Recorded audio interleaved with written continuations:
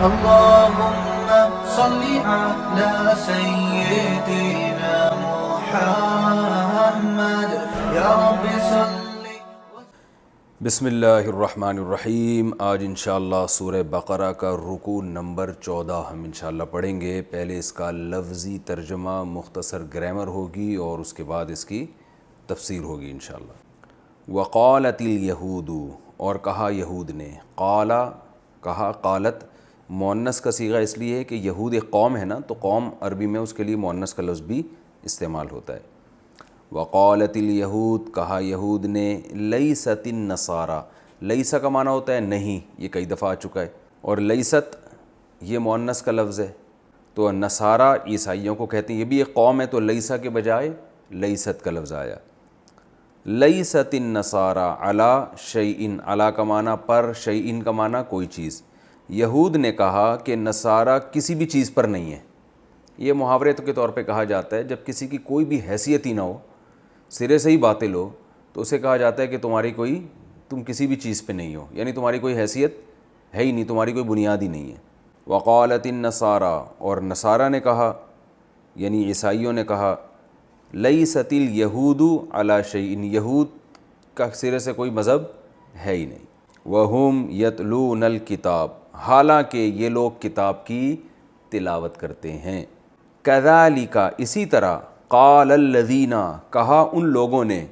لا یعلمون، جو کچھ بھی نہیں جانتے، جو مشرکین مکہ ہیں جن کے پاس کوئی سرے سے آسمانی کتاب ہی نہیں ہے، وہ بھی یہی باتیں کرتے ہیں. انہوں نے بھی کیا کہا؟ مثل قولہم، ان کے قول کی مثل کہا. انہوں نے بھی یہ کہا کہ یہ دونوں ہی کیا ہیں، بالکل سرے سے باطل ہیں، یہ تینوں ایک دوسرے کو کیا کہہ رہے ہیں، سرے سے ان کی کوئی حیثیت ہے ہی نہیں. فاللہ، پس اللہ تعالیٰ. یحکم بینہم، حکم یحکم کا معنی فیصلہ کرنا بھی آتا ہے. ایک تو حکم آرڈر کو کہتے ہیں، اور حکم کہتے ہیں جو فیصلہ کرنے والا ہوتا ہے نا دو بندوں کے درمیان. تو یہاں یحکم سے مراد وہ آرڈر نہیں ہے حکم، بلکہ فیصلہ کرنا. پس اللہ تعالیٰ یحکم بینہم، فیصلہ کرے گا ان کے درمیان. یوم القیامت، قیامت کے دن. فی ما، ان چیزوں میں. کانوا فیہ، جن چیزوں میں تھے یہ لوگ. یختلفون، اختلاف کرتے. جو ان کا تینوں فریقوں کا آپس میں اختلاف چل رہا ہے نا، اللہ قیامت میں ان کو بتا دے گا کون ٹھیک تھا. ومن اظلم، اور کون ہے. اظلم یہ افعلوا، اس میں تفضیل، جیسے اضربو دوسرے کے مقابلے میں زیادہ مارنے والا، اظلمو دوسرے کے مقابلے میں زیادہ ظالم. ومن اظلم، اور اس سے بڑا ظالم کون ہے. کس سے بڑا؟ من اصل میں یہ تھا من الگ تھا اور من الگ. من کا معنی سے، من کا معنی وہ شخص. اس شخص سے بڑا ظالم کون ہوگا. منع مساجد اللہ، جو روکے لوگوں کو اللہ کے گھروں سے. منع کا معنی منع کرنا، کہتے ہیں یہاں جانا منع ہے، لکھا ہوتا ہے نا، مسجد کی جمع مساجد. اس سے بڑا ظالم کون ہوگا جو لوگوں کو اللہ کے گھروں سے روکے. ان یذکر، یعنی اس بات سے روکے کہ یذکر، کہ یاد کیا جائے. فیہا، ان گھروں میں. اسمہ، اللہ کا نام. یعنی اس کو ڈیفائن کیا جا رہا ہے کس طور پر روکتا ہے. اس سے بڑا ظالم کون ہے جو لوگوں کو اللہ کے گھروں سے روکے، یعنی اس بات سے روکے کہ اب مسجد میں اللہ کا نام لیا جائے، اس کا تذکرہ کیا جائے. وسعی، اور وہ کوشش کرے. سعی کا لفظ کئی دفعہ آ چکا ہے، سعی کوشش کو کہتے ہیں. سعی یا تھا اصل میں ضربہ کی طرح. وسعی، اور وہ کوشش کرے. فی خرابیہا، اس کو برباد کرنے کی، مسجدوں کو ویران کرنے کی کوشش کرے. اس سے بڑا ظالم کون ہو سکتا ہے. خراب اردو میں بھی خراب استعمال ہوتا ہے. ایک ہوتا ہے تعمیر کا معنی آباد کرنا، خراب کا معنی اس کو برباد کر دینا. اولئکا، یہ وہ لوگ ہیں. ما کان لہم، نہیں ہے ان کے لیے. ان یدخلوہا، یہ بات کہ یدخلو، کہ وہ داخل ہوں ہاں ان مسجدوں میں. الا، مگر اس حالت میں. خائفین، کہ خوف کی حالت میں ہوں. ایسے لوگوں کی اصل سزا دنیا میں یہ ہے کہ مسجدوں میں داخل ہوں خوف کی حالت میں. تفسیر میں انشاءاللہ میں اس کی ڈیٹیل بتاؤں گا. لہم فی الدنیا خزیٌ، ان لوگوں کے لیے دنیا میں خزیٌ. خزیٌ کہتے ہیں ذلت کو. جیسے آتا ہے ولا تخزنا یوم القیامہ، قرآن میں دعا ہے نا، اللہ تو ہمیں قیامت کے دن رسوا نہ کرنا. خز ذلت کو کہا جاتا ہے. ان کے لیے دنیا میں ذلت ہے. وَلَهُمْ فِي الْآخِرَةِ، اور آخرت میں ان کے لیے عذاب عظیم، بڑا عذاب ہے. وَلِلَّهِ الْمَشْرِقُ اور اللہ ہی کے لیے ہے مشرق، والمغرب اور مغرب بھی، مشرق بھی اللہ کا مغرب بھی اللہ کا۔ فَأَيْنَمَا، اینا کا معنی جہاں بھی، ما یہ زائد لفظ ہے، اینما کا معنی ہوتا ہے جہاں چاہو۔ فَأَيْنَمَا تُوَلُّوا پھر پڑھا جاتا ہے تولو، پیٹھ پھیرنا، اینما تولو تم جہاں بھی رخ کرو گے، تم جہاں بھی، تولو کا معنی رخ کرنا بھی ہوتا ہے، تم جدھر بھی رخ کرو گے، فَثَمَّ فا کا معنی تو، ثم کا معنی وہاں، یہ ثم نہیں ہے، ثم الگ چیز ہے، ثم کا معنی ہوتا ہے پھر، ثم کا معنی ہوتا ہے وہاں، تم جہاں بھی رخ کرو گے، فَثَمَّ تو وہاں ہے وجہ اللہ، اللہ کا چہرہ، جہاں بھی رخ کرو گے اللہ کی ذات وہاں موجود ہے۔ ان اللہ بے شک اللہ تعالیٰ واسع وسعت والا ہے، علیم اور جاننے والا ہے۔ وقالو اور یہ لوگ کہتے ہیں، اتخذ اللہ ولدا ٹھہرا لیا اللہ نے ایک بیٹا، ولد اولاد کو کہتے ہیں نا، اللہ نے اولاد ٹھہرا لی ہے، سبحانہ، سبحان کا معنی ہوتا ہے عیب سے پاک ہونا، وہ عیب سے پاک ہے، بلکہ لہو ما فی السماواتی اسی کے لیے ہے جو کچھ آسمانوں میں، والارض اور جو کچھ زمین میں ہے، کلن تمام کے تمام، لہو اسی اللہ کے لیے، قانتون فرما برداری کرنے والے، آسمان اور زمین میں جو کچھ ہے سب اللہ کا فرما بردار ہے۔ بدیع السماوات والارض آسمانوں اور زمینوں کو ابتدا میں پیدا کرنے والا، بدیع اصل میں کہتے ہیں جو بالکل نئے سرے سے کسی چیز کو بنائے، تو آسمانوں اور زمینوں کو بالکل ابتدا سے پیدا کرنے والا ہے۔ وَإِذَا اور جب قضا امرن، قضا فیصلہ کرتا ہے، اصل میں تھا قضایا، جب فیصلہ کرتا ہے کسی کام کا، فَإِنَّمَا تو محض، یقول لہو اس چیز کے بارے میں، اس چیز کے لیے کہہ دیتا ہے، کن، کن کیا تھا، یہ آرڈر کا صیغہ امر کا، اصل میں تھا کوانا یکونو، جس کو پڑھا جاتا ہے کانا یکونو، کا معنی ہوتا ہے ہونا، جیسے انگلش میں بی ہے نا، بی ایک لفظ استعمال ہوتا ہے، بی، اس کے بہت سارے استعمال ہیں، تو اسی طرح عربی میں تقریباً اسی سے ملتا جلتا کانا ہے، کہتے ہیں نا ہی ول بی اے ڈاکٹر، وہ ایک ڈاکٹر بن جائے گا۔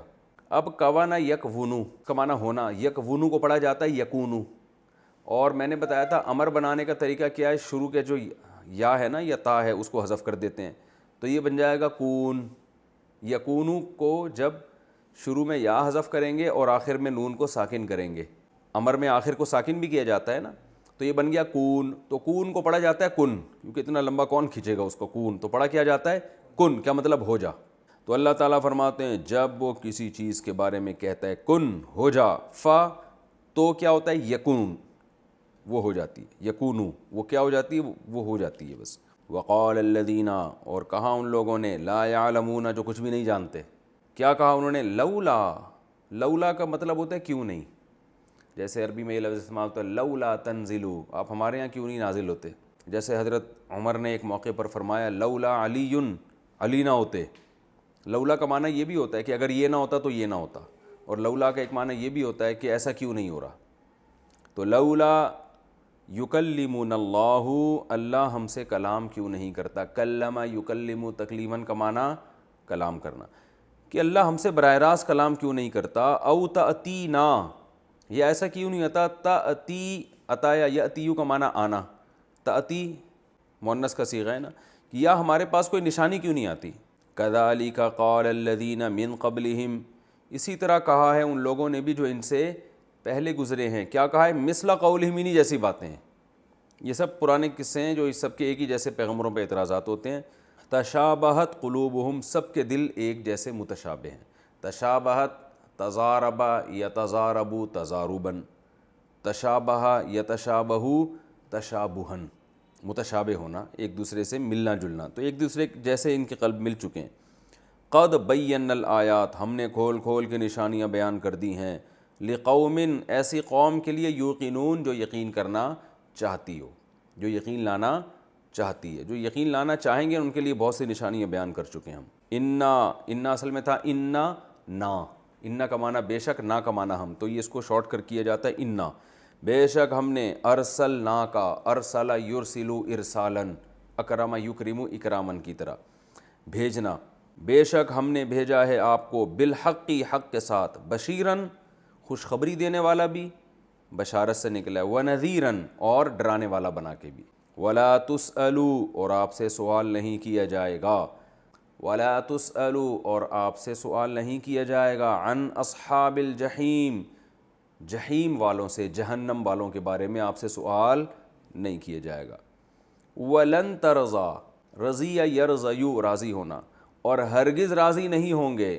آپ سے، یہ ترضا اصل میں واحدہ مؤنث غائبہ کا صیغہ ہے، جیسے ہوتا ہے نا، تو یہود کا لفظ چونکہ مؤنث ہے نا اس لیے یرضا کے بجائے ترضا استعمال ہو رہا ہے، وَلَن تَرْضَىٰ ہرگز راضی نہیں ہوں گے عن کا آپ سے، الیہود یہودی، ولا اور نہ ہی النصارى عیسائی، ہرگز آپ سے خوش نہیں ہوں گے، حتیٰ یہاں تک کہ تتبعا آپ اتباع کرنا شروع کر دیں، ملتہم ان کی ملت کی، جب تک ان کے مکمل فالو نہیں کریں گے آپ سے خوش نہیں ہوں گے، قل لیکن آپ ان سے کہہ دیجئے، ان ھدی اللہ بے شک اللہ کی جو ہدایت ہے، هو الہدا وہی کیا ہے، اصل اوریجنل ہدایت ہے، وَلَئِن واو کا معنی اور، لام تاکید کے لیے، ان کا معنی اگر، اتبعتا اس کو ملا کے پڑھتے ہیں ان اتبعتا، اصل میں تھا اتبعتا الگ ہے ان الگ ہے، لیکن الف سائلنٹ ہو گیا تو کیا پڑھا جاتا ہے، وَلَئِن اتبعتا، اور اے نبی صلی اللہ علیہ وسلم اگر آپ نے اتباع کی، اہواءہم ان کی خواہشات کی،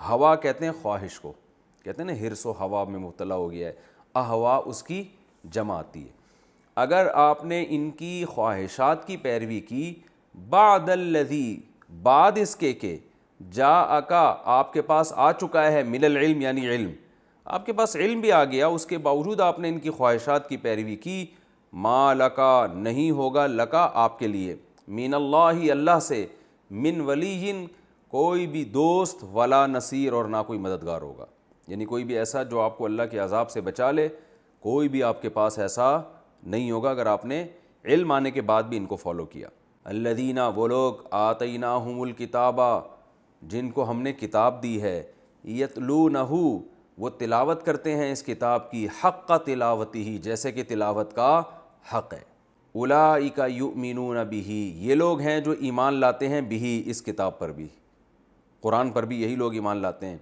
ومن یکفر بہ اور جو اس قرآن کا انکار کرے گا، جو اللہ کی کتاب کا انکار کرے گا، فاولئک هم الخاسرون یہی لوگ ہیں اصل خسارے والے۔ یہ تو اس کا لفظی ترجمہ ہو گیا، میں اس کی تھوڑی تفصیل بتاتا ہوں۔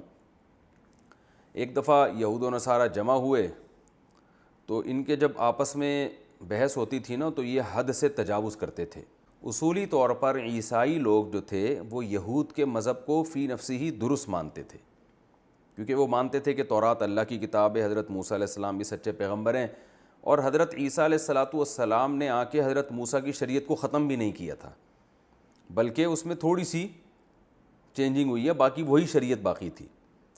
لیکن جب آپس میں دشمنیاں ہوتی تو جیسے آج بھی آپ نے دیکھا ہوگا بہت سے لوگ جب آپس میں دشمنی کرتے ہیں تو جتنا جس کو مقام دینا چاہیے نا وہ بھی نہیں دیتے، بلکہ حد سے تجاوز کرتے ہیں۔ تو یہ بھی بعض دفعہ کیا ہوتے تھے، آپس سب نہیں تھے، کچھ لوگ مل کے جب ان کے مناظرے ہوتے، بحثیں ہوتی تو سامنے والے کو نیچا دکھانے کے لیے حد سے تجاوز کرنا شروع کر دیتے تھے۔ تو اسی قسم کا ایک واقعہ ہوا تھا جس پر اللہ تعالیٰ نے ان کی مذمت بیان کی، فرمایا یہود یہ کہتے ہیں کہ عیسائیوں کی کوئی سرے سے اوقات ہے ہی نہیں، حالانکہ غلط کہتے ہیں، کیونکہ تورات میں حضرت عیسیٰ علیہ السلام کی خوشخبریاں موجود ہیں، تو جو تورات پر ایمان لائے گا وہ حضرت عیسیٰ پر ایمان لائے گا اور عیسائی مذہب کو بھی درست قرار دے گا کہ فی نفسی وہ مذہب درست ہے۔ وہ الگ بات ہے کہ اب اس پر عمل منسوخ ہو چکا ہے، نبی صلی اللہ علیہ نیا نبی جب آتا ہے صلی اللہ علیہ وسلم تو ان کے آنے کے بعد پرانی شریعت منسوخ ہو جاتی ہے، لیکن اس کو یہ کہنا ہے کہ سرے سے اس کی کوئی حیثیت ہے ہی نہیں۔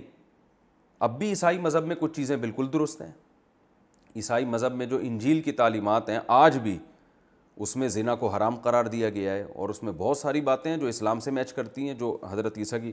اب آپ کہیں کہ عیسائی مذہب میں سرے سے کوئی بات درستی نہیں ہے تو یہ غلط بات ہو جائے گی نا، جتنی بات غلط ہے اس کو تو بیان کیا جائے گا، جو صحیح ہے اس کو صحیح کہا جائے گا۔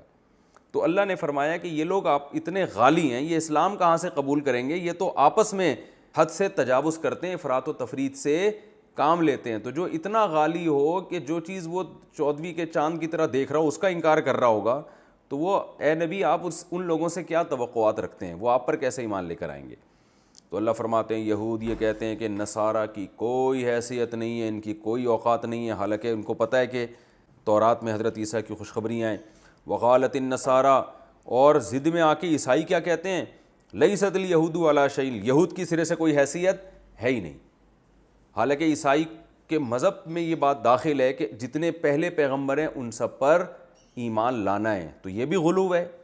وہم یتلون الکتاب، حالانکہ یہ دونوں فریق کتاب کی تلاوت کرتے ہیں. کتاب سے مراد آسمانی کتاب. یہود وہ تورات کی تلاوت کرتے ہیں جس میں حضرت عیسیٰ کی خوشخبریاں ہیں، اور عیسائی انجیل کی تلاوت کرتے ہیں جس میں تورات کو برحق قرار دیا گیا ہے. تو اس کے باوجود یہ اعتدال سے تصاوت کرتے ہیں. اور اللہ فرماتے ہیں چلو یہ تو پھر بھی کچھ جانتے ہیں نا، علم ان کو تو آسمانی کتابوں کا علم ہے.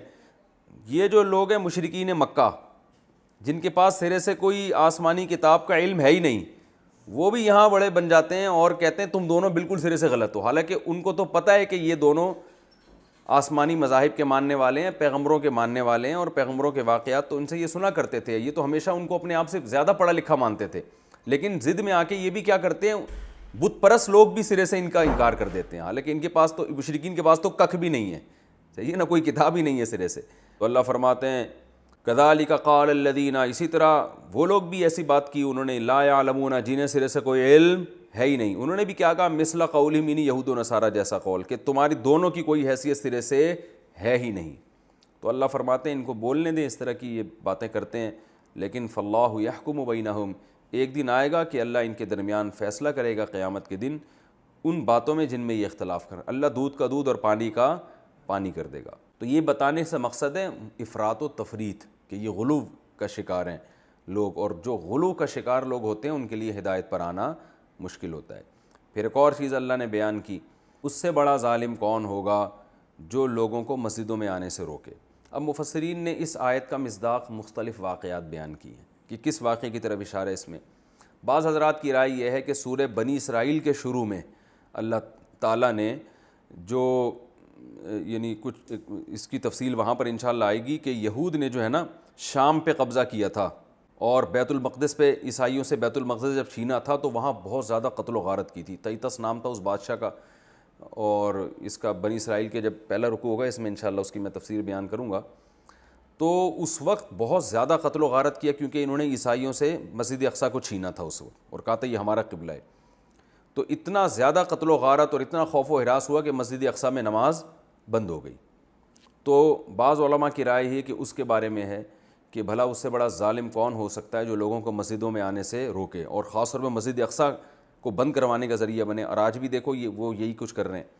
بعض حضرات نے کہا اس سے مراد صلح حدیبیہ ہے کہ نبی صلی اللہ علیہ وسلم جب عمرہ کرنے جا رہے تھے مسجد حرام میں تو ان لوگوں نے آپ صلی اللہ علیہ وسلم کو مسجد حرام آنے سے روک دیا، حالانکہ آپ صلی اللہ علیہ وسلم جنگ کے ارادے سے نہیں گئے تھے. یہ عموم ہے ان آیتوں میں. اور بعض حضرات نے کہا کہ جب نبی صلی اللہ علیہ وسلم کو قبلہ کے تبدیل کرنے کا حکم دیا گیا ہے نا کہ بیت المقدس کے بجائے اب کون سا قبلہ ہے، خانہ کعبہ ہوگا، تو اس وقت یہود و نصارہ نے بہت زیادہ پروپیگنڈا کر کے لوگوں کو نماز سے روکا کہ اصل قبلہ تو وہ ہے، یہ والا تھوڑی ہے. تبھی اس میں آگے کی طرف اشارہ بھی ہے کہ اللہ کے لیے مشرق مغرب ہے، اللہ جہاں چاہے جس طرف تمہیں حکم دے دے کہ تم نماز پڑھو، سب جگہ اللہ موجود ہے. یعنی اپنے علم اور قدرت کے لحاظ سے اللہ ہر جگہ موجود ہے. کسی خاص سمت میں کوئی بیت المقدس میں یہ تھوڑی کہ وہاں اللہ تھا تو وہاں نماز ہوگی، اب ادھر منہ کرو گے تو یہاں پر اللہ نہیں ہے. تو اس لحاظ سے تو اللہ ہر جگہ موجود ہے. تو آپ جہاں بھی اللہ حکم دے بس وہاں رخ کر کے نماز پڑھو. تو یہ اگلی آیت میں اس طرف اشارہ بھی ہے. تو اس بیس پر وہ لوگوں کو نماز سے روکتے تھے کہ مسجد حرام کی طرف رخ کر کے نماز نہیں ہوتی. تو ان تمام یہ آیت کے مفہوم میں سب چیزیں داخل ہیں. اور جب اللہ نے الفاظ کو عام رکھا ہے تو اس سے مراد قیامت تک جو بھی لوگوں کو نماز سے اور مسجد میں اللہ کو یاد کرنے سے روکے گا، اللہ کی نظر میں اس سے بڑا ظالم کوئی بھی نہیں ہے. تو اللہ نے فرمایا اس سے بڑا ظالم کون ہے جو لوگوں کو مسجدوں میں آنے سے روکے، یعنی اس بات سے روکے کہ مسجدوں میں اللہ کا نام لیا جائے. اس لیے کہ بعض دفعہ مسجد کو ایک تفریحی پوائنٹ بنا دیا جاتا ہے تو اس میں آنے سے کوئی گورنمنٹ نہیں روکتی. بعض ایسے علاقوں میں بھی مسجدیں ایک تفریحی پوائنٹ بنی ہوئی ہیں. تو اللہ فرماتے ہیں مسجدوں روکنے کا مطلب یہ نہیں کہ آنے سے روکے، بلکہ مقصد وہاں نماز سے روک لے. تو وہاں جو مسجد کا بنیادی مقصد ہوتا ہے عبادت، تو جو بھی مسجدوں میں آنے سے روکے گا یعنی اس بات سے روکے گا کہ اس میں اللہ کا نام لیا جائے اور مسجدوں کو برباد کرنے کی کوشش کرے گا. کیا مطلب؟ مسجدیں آباد نہ ہوں اللہ کی یاد سے. تو اولئک ما کان لہم، ان کی دنیا میں سزا یہ ہے کہ یہ اس میں خوف کی حالت میں داخل ہوں گے، امن کی حالت میں داخل نہیں ہوں گے. تو یہ اللہ نے اس وقت کے جو مشرکین ہیں اور غیر مسلم ہیں ان کو یہ سزا سنائی، اور پھر اللہ نے بتایا کہ یہ اسی کے مستحق ہیں، اور پھر دنیا میں اس پر عمل بھی ہوا کہ جب مکہ فتح ہوا ہے تو یہ سب چھپتے پھر رہے تھے، مسجد حرام مسلمانوں کے قبضے میں آ گئی تو یہ خوف کی حالت میں یہاں آتے تھے کہ کوئی ہمیں قتل نہ کر دے، جس کو نبی صلی اللہ علیہ وسلم نے امان دی وہ بس آ سکتا ہے، باقی نہیں آ سکتے۔ تو جو ان کی خوف کی کیفیت ہوئی، یعنی جس مسجد حرام سے روک رہے تھے اسی مسجد حرام سے اللہ نے ان کو ہمیشہ کے لیے محروم کر دیا۔ تو اللہ فرماتے ہیں ایسے لوگوں کو تو سے یہ نعمت چھین لینی چاہیے۔ اور اس کا مصداق آج کل وہ لوگ ہیں جو مسجدوں میں فرقہ واریت پھیلاتے ہیں اور مسجدوں میں کوئی ایسی تقریریں کرتے ہیں کہ لوگ مسجدوں میں آنا چھوڑ دیں، نفرتیں پھیلانا شروع کر دیں۔ تو اللہ فرماتے ہیں ان کی بھی اصل سزا یہ ہے کہ ان سے مسجدیں چھین لی جائیں اور ایسے لوگوں کے حوالے کی جائیں جو مسجدوں کو آباد کرنے کا ذریعہ بنے۔ اللہ فرماتے ہیں لہم فی دنیا خزی، ایسے لوگوں کے لیے دنیا میں بھی رسوائی ہے اور آخرت میں بڑا عذاب ہے۔ رہا یہ مسئلہ کہ یہود یہ کہتے تھے قبلہ تبدیل کیوں ہو گیا، وہاں نماز منہ کر کے ہوتی ہے یہاں نہیں ہوتی، لہذا اس طرف رخ کر کے نماز پڑھنے کا کوئی فائدہ ہی نہیں ہے۔ تو اللہ فرماتے ہیں تمہاری بنائی ہوئی باتیں، وَلِلَّهِ الْمَشْرِقُ وَالْمَغْرِبُ، مشرق بھی اللہ کا ہے اور مغرب بھی۔ بیت المقدس کی طرف رخ کر کے نماز اس لیے ہو رہی تھی کہ اللہ نے اس کو قبلہ بنایا تھا، اللہ نہ بناتا تو وہاں رخ کر کے بھی نہیں ہوتی۔ اب جب اللہ نے کعبہ کو قبلہ بنا دیا ہے تو اب وہاں رخ کر کے ہوگی۔ تو اللہ کسی خاص جہت کے ساتھ مخصوص نہیں ہے کہ بس ادھر اللہ ہے وہاں نہیں ہے، ایسا نہیں ہے۔ جہاں اللہ کہے گا وہاں رخ کر کے نماز ادا ہو جائے گی، کیونکہ مشرق بھی اللہ کا مغرب بھی اللہ کا۔ تو اللہ کو یہ رائٹ ہے کہ کسی بھی جگہ کو اپنا گھر قرار دے سکتا ہے۔ تو اللہ نے فرمایا تم جہاں بھی رخ کرو گے وہاں اللہ کی ذات موجود ہے۔ تو علماء کہتے ہیں علم اور قدرت کے لحاظ سے اللہ ہر جگہ موجود ہے۔ ان اللہ واسع علیم، بے شک اللہ تعالیٰ خوب وسعت والا اور جاننے والا ہے، اسے پتہ ہے کہ کون اس کی رضا کے جذبے سے نماز پڑھ رہا ہے اور کون اپنی باپ دادا کی روایات کو بس قائم رکھنے کے چکر میں ہے۔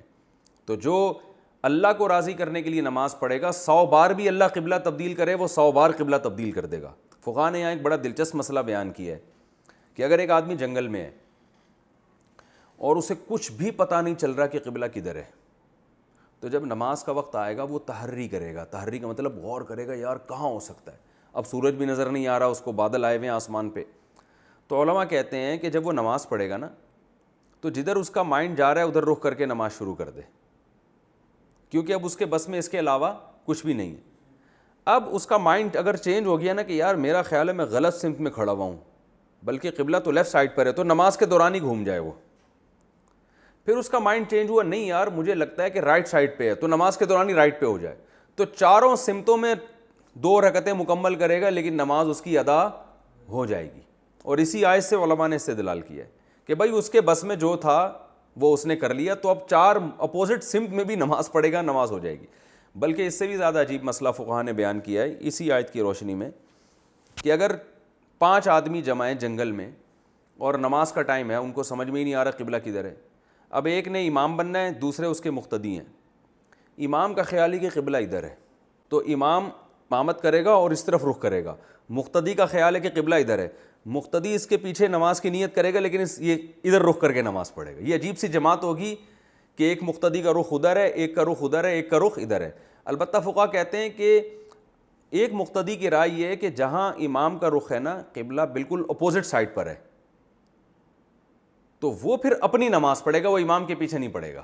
اپنی اس لیے پڑھے گا کہ جب وہ ادھر رخ کر کے نماز پڑھے گا تو وہ امام کے پیچھے کہلائے گا نہیں پھر وہ، اور مقتدی کے لیے ضروری ہے کہ وہ امام کے پیچھے کھڑا ہو، کیونکہ جب وہ ادھر رخ کر کے نماز پڑھے گا تو یہ امام کے پیچھے نہیں ہوگا بلکہ امام اس کے پیچھے ہو جائے گا۔ اس کی رائے کے مطابق وہ شخص جس کا رخ بالکل امام کے اپوزٹ ہو وہ تو انفرادی نماز پڑھے گا، باقی کوئی ادھر منہ کر کے پڑھے گا، کوئی ادھر منہ کر کے پڑھے گا، کوئی ادھر ترشی، کوئی ادھر، سب کی جماعت سے نماز ہو جائے گی۔ تو یہ مطلب ہے کہ بھائی جب جہاں اللہ نے تمہیں کہہ دیا رخ کر کے نماز پڑھو تو بس وہیں نماز ہوتی ہے۔ تو اب اللہ نے کہا ہے کہ جنگل میں تمہیں جدھر سمجھ میں آئے ادھر ہی رخ ہوگا، کیونکہ اب ہمارے پاس اس کے علاوہ تو کوئی دلیل ہے نہیں جنگل میں، تو بس جس کے یہی ہے کہ فاتقوا اللہ ما استطعتم، اللہ نے فرمایا جتنی استطاعت ہے اتنا اللہ سے ڈرو۔ تو اب اللہ سے ڈرنے کا طریقہ یہ ہے کہ قبلہ جہاں ہو ادھر رخ کرے، ہمیں نہیں پتہ کہاں قبلہ ہے تو بھائی جتنا جو کھوپڑی میں آ رہا ہے اسی طرف پڑھ لو، اور کیا ہو سکتا ہے، اس کے علاوہ تو اور کچھ ہو نہیں سکتا۔ جس کی کھوپڑی میں جو آ رہا ہے وہ اس طرف رخ کر کے نماز پڑھے گا اور سب کی نماز قبول ہو جائے گی۔ لیکن یہ اس امت کی خصوصیت ہے، خوبی ہے کہ اس نے اللہ کے حکم کی روح کو دیکھا ہے، لہذا اس نے کہا مختلف سمتوں میں بھی نماز ہو جائے گی، لیکن جو یہود و نصارہ تھے وہ ایک بات کو پکڑ کے بیٹھ گئے تھے کہ بیت المقدس کی طرف ہی رخ کر کے نماز ہوتی ہے، باقی کہیں ہوتی نہیں ہے۔ تو اللہ انہی کا جواب دیتا ہے بار بھائی کہ بھائی وہ بیت المقدس کی طرف اس لیے رخ کر کے نماز ہو رہی تھی کہ اللہ نے حکم دیا تھا، تو جب اللہ اگر چینج کر دے گا تو اللہ کوئی رائٹ ہے نا، تو اب جہاں چینج کیا وہاں رخ کر کے نماز ہوگی۔ تو اس پہ تو بحث کرو کہ اللہ نے حکم دیا کہ نہیں دیا، اس پہ بحث نہیں کرو کہ بیت المقدس قیامت تک کے لیے بن گیا، یہ قابل بحث نہیں ہے۔ فرمایا وقالوا اتخذ اللہ ولدا، اور یہ لوگ نصارہ کی اپنی حالت کیا ہے، یہ کہتے ہیں کہ اللہ نے اولاد ٹھہرا لی ہے کسی کو۔ سبحانہ بل لہ ما فی السماوات والارض، وہ تو پاک ہے ہر عیب سے، اسی کے لیے آسمان اور زمین میں جو کچھ ہے۔ کل لہ قانتون، سب اسی کے فرما بردار ہیں، اور ایسی ذات ہے جس نے آسمانوں اور زمینوں کو پہلی مرتبہ پیدا کیا، تو جو ایسا ہے اس کے ساتھ کوئی شریک نہیں ہو سکتا، اس جیسا کوئی نہیں ہو سکتا۔ جبکہ اولاد باپ کی جنسی ہوتی ہے، بھائی باپ پہ جاتی ہے نا اولاد، ماں پہ جاتی ہے، باپ پہ جاتی ہے، تو اس کا مطلب اولاد تو باپ جیسی ہوتی ہے، اس میں بہت سی خصوصیات۔ جبکہ اللہ فرماتے ہیں میری جو صفات ہیں ان سے تمہیں پتہ چل جانا چاہیے کہ میرے جیسا کوئی دوسرا ہو نہیں سکتا، جب ہو نہیں سکتا تو میرے اولاد بھی نہیں ہو سکتی۔ اللہ فرماتے ہیں بل لہ ما فی السماوات والارض کل لہ قانتون بدیع السماوات والارض وَإِذَا قَضَىٰ أَمْرًا، اور میری خاصیت ہے کہ جب میں کسی کام کا فیصلہ کر لوں تو میں صرف یہ کہتا ہوں ہو جا تو وہ ہو جاتی ہے۔ جبکہ تو یہ جو ذات ہے نا، یہ سب اس چیز کی علامتیں ہیں کہ اللہ جیسا کوئی بھی نہیں ہے، تو لہذا اس کی اولاد بھی نہیں ہو سکتی۔ وقال الذین لا یعلمون، اور پھر یہ جو مشرکین مکہ تھے نا، ان کو اللہ تعالیٰ لا یعلمون سے خطاب کرتا ہے، ان کو ککھ بھی نہیں پتہ۔ یہود و نصارہ کو تو پھر بھی اللہ تھوڑا پروٹوکول دیتے ہیں، اہل کتاب سے تعبیر کرتے ہیں کہ ہم نے ان کو علم میں فضیلت دی، لیکن جو بت پرست تھے مشرکین مکہ، ان کو اللہ تعالیٰ لا یعلمون، انہیں کچھ بھی نہیں پتہ، کیونکہ حضرت اسماعیل علیہ السلام میں اور ان میں 2000 سال کا فرق آ گیا تھا نا، 2000 سال میں پیغمبر کی 2-4 چیزیں رہ گئی تھیں، باقی سب ختم ہو گیا ان کے پاس۔ تو اللہ فرماتے ہیں کہ ان کو دیکھو کہ جو ککھ بھی نہیں جانتے، وہ نبی پر کیا اعتراض کرتے ہیں، لولا یکلمون اللہ، کہ اللہ ہم سے براہ راست ہم کلام کیوں نہیں ہوتا، نبی صلی اللہ علیہ وسلم پہ قرآن کیوں نازل کر رہا ہے، ہم سے براہ راست ہم کلام کیوں نہیں ہوتا، او تاتینا آیا، کوئی بڑی نشانی کیوں نہیں آ جاتی۔ اللہ فرماتے ہیں کذالک، اسی طرح کہا ہے ان لوگوں نے جو ان سے پہلے گزر چکے ہیں، یعنی جتنے پیغمبر دنیا میں آئے سب پر اعتراضات کی نوعیت ایک ہی جیسی تھی، ہر پیغمبر سے اسی قسم کے سوالات کیے گئے ہیں۔ تشابہت قلوبہم، ان سارے جو انکار کرنے والے ان کے دل ایک جیسے ہیں، سب کے اعتراضات ایک جیسے۔ اللہ فرماتے قد بینا الآیات، ہم تو نشانیاں کھول کھول کے بیان کر چکے ہیں۔ یہ کہہ رہے ہیں کہ نشانی نہیں دکھاتے، نشانی نہیں، تو نشانی نہیں، آیا نہیں بلکہ الآیات دکھا چکے ہیں ہم ان کو، وہ معجزے بھی ہیں رسول اللہ صلی اللہ علیہ وسلم کے، اور وہ آپ کے برحق ہونے کے دلائل بھی ہیں جو بکھرے ہوئے ہیں قرآن میں بھی اور دوسرے مواقع پر بھی۔ فرمایا لیکن ان لوگوں کے لیے جو یقین لانا چاہتے ہیں، جو نہیں چاہتے ان کو پھر جتنی نشانیاں دکھا دی جائیں ان کے لیے کوئی نشانی بھی ایسی نہیں ہے جو ان پر اثر کرے۔ انا ارسلناک بالحق بشیرا ونذیرا، ان نبی صلی اللہ علیہ وسلم کو تسلی دی جا رہی ہے کہ آپ ان کے اعتراضات سے پریشان نہ ہوں، بے شک ہم نے آپ کو حق کے ساتھ بھیجا ہے، آپ کا کام ہے خوشخبری سنا دینا ان لوگوں کو جو ایمان لائے اور نیک اعمال کریں، ونذیرا، اور آپ کا کام ہے ڈرا دینا ان لوگوں کو جو ایمان نہ لائیں اور نیک عمل نہ کریں۔ تو آپ سے ان جہنم والوں کے بارے میں سوال نہیں ہوگا کہ یہ کیوں گئے جہنم میں، کیونکہ نبی صلی اللہ علیہ وسلم جب یہ اعتراضات سنتے تھے نا، میں جب تفسیر پڑھتا تھا نا تو میں کہتا تھا یار اللہ تعالیٰ نبی صلی اللہ علیہ وسلم کو قرآن میں اتنی زیادہ تسلیاں بار بار کیوں دیتے ہیں؟ وَلَعَلَّكَ بَاخِعٌ نَفْسَكَ عَلَىٰ آثَارِهِمْ، قرآن میں آتا ہے کہ اے نبی ایسا لگتا ہے کہ آپ اپنی جان ہی نہ ہلاک کر دیں ان کے پیچھے، آپ اتنے غمزدہ ہوتے ہیں، تو آپ سے سوال نہیں ہوگا ان کے بارے میں۔ پھر یہاں بھی اللہ نے فرمایا، اور بھی قرآن میں یہ موضوع بار بار آئے گا کہ نبی کو تسلی دی جا رہی ہے کہ آپ فکر نہ کریں۔ تو میں کہتا تھا اتنا زیادہ کیوں ہے، لیکن جب آدمی خود اس فیلڈ میں آتا ہے نا تبلیغ کی لائن میں، اور جب بیہودہ اعتراضات لوگوں کے سنتا ہے اور پڑھے لکھے لوگوں کی طرف سے الٹے الٹے اعتراضات سنتا ہے، تو واقعی دل کی جو کیفیت ہوتی ہے نا، تو اس سے اندازہ ہوتا ہے یار نبی کی کیا حالت ہوتی ہوگی۔ اچھے اچھے پڑھے لکھے لوگ الٹے الٹے اعتراضات کر رہے ہوتے ہیں بیہودہ قسم کے، انہیں دلائل سے بات سمجھاؤ تو پھر وہ جواب الٹا جواب آگے سے ملتا ہے، تو آدمی کہتا ہے یار یہ پڑھے لکھے لوگوں کی سمجھ میں بات نہیں آ رہی۔ تو یہ انسان کی فطرت ہے، کوئی اگر پتھر کا بنا ہوا اسے تو تکلیف نہیں ہوگی، لیکن اگر مٹی کا بنا ہوا انسان ہے تو واقعی وہ بیہودہ اعتراضات سے انسان ٹینشن میں آتا ہے۔ تو نبی صلی اللہ علیہ وسلم بھی ان کے اس طرح کے اعتراضات کہ اللہ براہ راست ہم کو بتائے کہ یہ برحق ہیں، وہ بھائی اللہ اگر براہ راست ہر ایک سے ہم کلام ہوگا پھر آزمائش تو ختم ہو گئی نا، وہ تو ایک کو کان سے پکڑ پکڑ کے اللہ ہدایت پہ زبردستی چلاتا رہے گا، جیسے وہ ایک ملحد تقریر کر رہا تھا کہ اللہ اگر ہے تو اپنے ہونے کا ثبوت کیوں نہیں دیتا. یہ اللہ نے بہت سارے ثبوت دے دیے اپنے ہونے کے.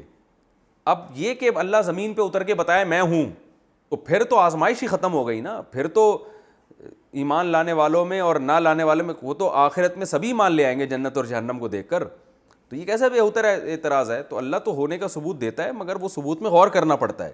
تو شہوت پرست لوگ غور نہیں کرتے, جو عقل مند ہوتے ہیں وہ غور کر کے ایمان لے آتے ہیں.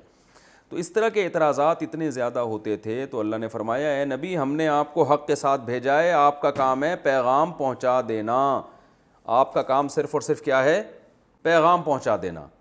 ایمان نہیں لاتے, اعتراضات کرتے رہتے ہیں, یہ آپ کی ذمہ داری نہیں ہے. تو آپ ٹینشن نہ لیں, کیونکہ لا تسألوا عن اصحاب الجحیم, جہنم والوں سے آپ کے بارے میں سوال, جہنم والوں کے بارے میں آپ سے سوال نہیں ہوگے کیوں جہنم میں گئے.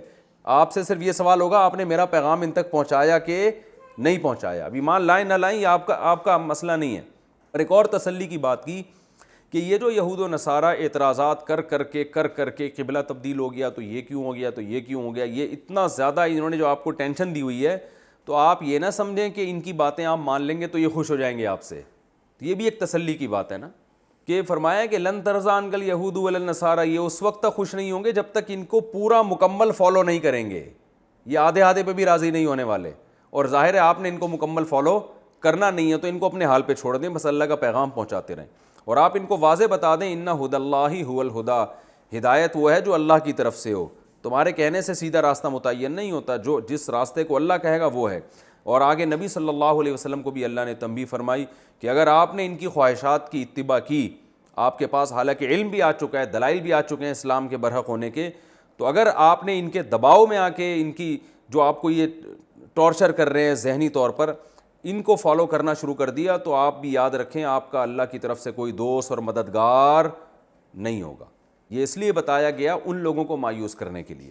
نبی صلی اللہ علیہ وسلم سے تو یہ توقع ظاہر نہیں ہے توقع کہ آپ ان کو فالو کریں گے, لیکن قرآن میں اللہ نے یہ آیتیں نازل کر کے یہود و نصارہ کو مایوس کر دیا ہے کہ بھئی ہم نے اپنے نبی کو صاف لفظوں میں حکم دیا ہے کہ آپ کو فالو نہیں کرنا. نبی صلی اللہ علیہ وسلم آپ کو فالو نہیں کریں گے, کیونکہ اللہ نے صاف لفظوں میں آپ کو اس کام سے منع کر دیا ہے. آگے اللہ تعالیٰ فرماتے ہیں نبی صلی اللہ علیہ وسلم کو بھی اس میں دوبارہ تسلی ہے کہ آپ کی دعوت اتنی برحق ہے اور آپ جو دین لے کر آئے ہیں اتنا برحق ہے کہ یہود و نصارہ میں جو لوگ اپنی کتابوں کی تلاوت کرتے ہیں اور صحیح طرح سے تلاوت کرتے ہیں جیسے کہ تلاوت کا حق ہے, تو وہ یقیناً آپ پر ایمان لے کر آئیں گے. فرمایا الذین آتیناہم الکتاب, وہ لوگ جن کو ہم نے کتاب دی ہے یعنی تورات اور انجیل دی ہے, یتلونہ حق تلاوتہ, یہاں پر وہم کا لفظ مقدر ہے, مقدر کا مطلب چھپا ہوا ہے, یعنی وہم یتلونہ, اور وہ اس کی تلاوت کا حق بھی ادا کرتے ہیں. تو اولئک یؤمنون بہ, یہ لوگ ہیں جو اس کتاب پر یعنی قرآن پر بھی ایمان لائیں گے. ومن یکفر بہ, جو اس قرآن کا انکار کرے گا وہ لوگ خسارے والوں میں سے ہیں. تو یہ تو اس رکوع کا میں نے تفسیر بیان کی. اس میں ہمیں اسباق کیا ملتے ہیں, جلدی تھوڑا ٹائم رہ گیا, 3-4 منٹ میں اس کو بیان کر دیتا ہوں. پہلی بات ہمیں اس رکوع سے جو پہلا سبق ملتا ہے وہ یہ کہ ہمیں کسی کی بھی مخالفت میں حد سے کبھی بھی تجاوز نہیں کرنا چاہیے. جتنا جو غلط ہو اس کو اتنا ہی غلط کہنا چاہیے. جیسے کہ قرآن نے بتا دیا کہ یہود و نصارہ ایک دوسرے کا سرے سے انکار ہی کر دیتے ہیں, بعض یہود و نصارہ, اور مشرکین مکہ بھی بالکل ہی جڑ سے اکھاڑ, حالانکہ مشرکین تو خود ان سے معلومات لیا کرتے تھے اور ان کا ادب کرتے تھے کہ یہ ہم سے زیادہ پڑھے لکھے ہیں اور یہ پیغمبروں پر ایمان رکھنے والے لوگ ہیں, تو یہ تو خود مانتے تھے. لیکن جب بحث ہوتی ہے تو بالکل حد سے تجاوز کرتے ہیں. تو پہلا ہمیں اس رکوع سے یہ سبق ملا. دوسرا سبق ملا کہ اللہ کی یاد سے کسی کو روکنا یہ بہت بڑا ظلم ہے. اچھا یہ بات خوب یاد رکھیں, قرآن میں جو آتا ہے نا اس سے بڑا ظالم کون ہے جو یہ کام کرے, تو یاد رکھیں یہ جو لفظ ہے نا اس سے بڑا ظالم, یہ اور بھی گناہوں کے بارے میں آئے کہ اس سے بڑا ظالم کون ہے جو اللہ کے ساتھ شرک کرے, اس سے بڑا ظالم کون ہے افتراء علی اللہ کذبا, جو اللہ پہ جھوٹ باندھے. تو اب قرآن سب سے بڑا ظالم اللہ پہ جھوٹ باندھنے والے کو بھی قرار دے رہا ہے, قرآن سب سے بڑا ظالم قاتل کو بھی قرار دے رہا ہے, قرآن سب سے بڑا ظالم ان کو بھی قرار دے رہا ہے جو لوگوں کو مسجدوں سے روکیں. تو یہ سب سے بڑے ظالم, ظاہر ہے سب سے بڑا تو ایک ہی ظالم ہوگا نا. تو اس کا مطلب کیا ہوتا ہے یہ خوب سمجھیں.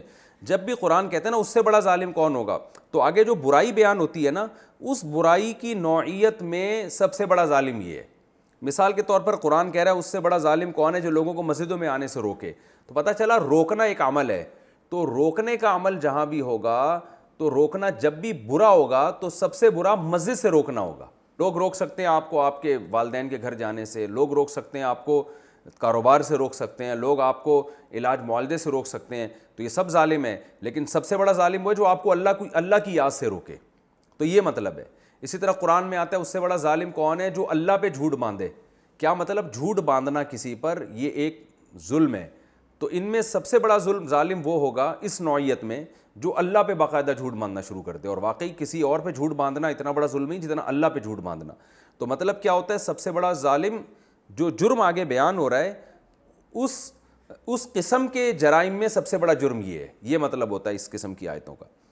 تیسرا سبق ہمیں یہ ملتا ہے کہ ہمیں شریعت کو, اللہ کے حکم کو فالو کرنا ہے. آم کھانے سے مطلب ہونا چاہیے, پیڑ گننے سے نہیں. اللہ نے کہہ دیا بیت المقدس کی طرف رخ کرو تو وہاں کریں گے, اللہ نے کہہ دیا کعبہ کی طرف رخ کرو تو وہاں کریں گے. اگر اللہ کہیں اور قبلہ بنا دیتے تو ہم وہاں کر لیتے.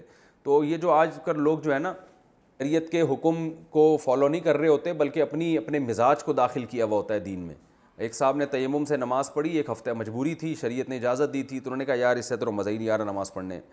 تو ہمارے حضرت نے فرمایا آپ کے بارے میں ڈر ہے کہ آپ کہیں کافر نہ ہو گئے ہوں. بھائی جب اللہ نے اجازت دی ہے پانی نہ ہونے کی صورت میں تیمم سے نماز پڑھو تو چاہے 6 مہینے پڑھنی پڑے 6 مہینے پڑھو, اس میں کیا جا رہا ہے. تو جو اللہ کا حکم ہے اس کو فالو کرنا ہے ہم نے.